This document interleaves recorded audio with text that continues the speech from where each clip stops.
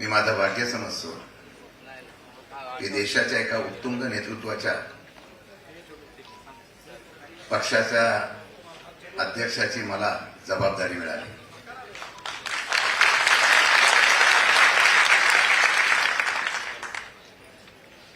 खरं म्हणलं तर या पक्षामध्ये अनेक नेतृत्व असे आहेत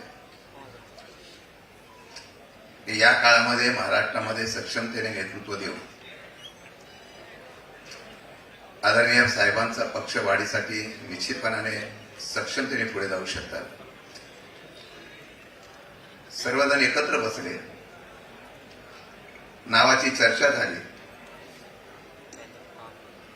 माझ्यासारख्या एका माथाडी कामगाराच्या मुलाला, एका सामान्य कार्यकर्त्याला या पक्षाची जबाबदारी देण्याचा निर्णय झाला. त्याबद्दल मी सर्व नेत्यांचं मनापासून हृदयापासून आभार व्यक्त करतो. परीक्षा आहे, अनेक पक्षाचे अध्यक्ष बदललेले आहेत आणि दुसऱ्या परीक्षेमध्ये आता या अध्यक्षाचं काम इतर अध्यक्षापासून चांगलं व्हावं अशा प्रकारची निश्चितपणाने मी आशा व्यक्त करतो.